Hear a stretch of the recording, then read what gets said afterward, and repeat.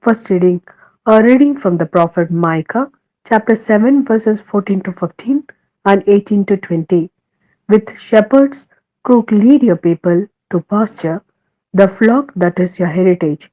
Living confined in a forest with meadow land all round, let them graze in Bashan and Gilead as in the days of old, as in the days when you came out of Egypt. Grant us to see wonders. What God can compare with you for pardoning guilt and for overlooking crime? He does not harbor anger forever, since he delights in showing faithful love. Once more, have pity on us, tread down our faults, throw all our sins to the bottom of the sea.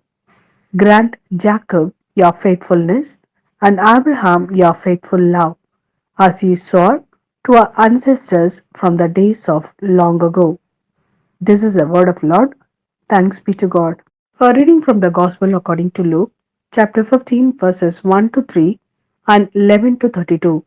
The tax collectors and sinners, however, were all crowding round to listen to him, and the Pharisees and scribes complained, saying, "This man welcomes sinners and eats with them." So he told them this parable.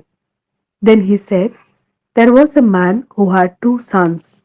The younger one said to his father, "Father, let me have the share of the estate that will come to me." So the father divided the property between them.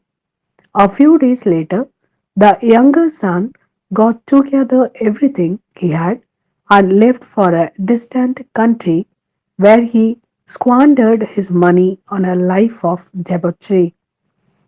When he had spent it all, that country experienced a severe famine, and now he began to feel the pinch. So he hired himself out to one of the local inhabitants, who put him on his farm to feed the pigs, and he would willingly have filled himself with the husk the pigs were eating, but no one would let him have them. Then he came to his senses and said, "How many of my father's hired men have all the food they want and more, and here am I dying of hunger? I will leave this place and go to my father and say, 'Father, I have sinned against heaven and against you. I no longer deserve to be called your son. Treat me as one of your hired men.' So he left the place and went back to his father. While he was still a long way off, his father saw him and was moved with pity.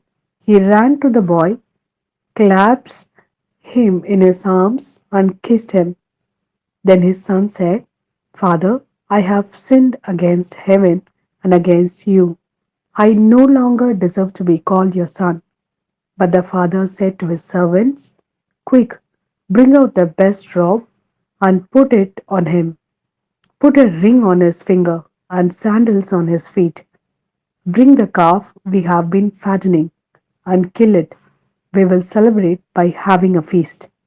Because this son of mine was dead and has come back to life.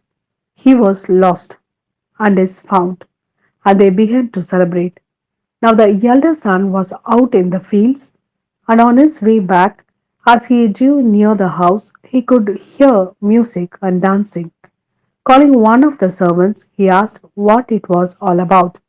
The servant told him, "Your brother has come, and your father has killed the calf we had been fattening, because he has got him back safe and sound."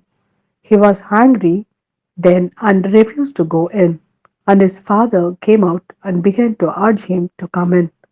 But he retorted to his father, "All these years I have slaved for you and never once disobeyed any orders of yours. Yet you never offered me so much as a cake for me to celebrate with my friends. But for this son of yours, when he comes back after swallowing up your property, he and his loose wife, you killed the calf we had been fattening." The father said, "My son, you are with me always, and all I have is yours. But for this son of yours, When he comes back after swallowing up your property, he and his loose woman, you killed the calf we had been fattening. The father said, my son, you are with me always, and all I have is yours. But it was only right we should celebrate and rejoice, because your father here was dead and has come to life. He was lost and is found.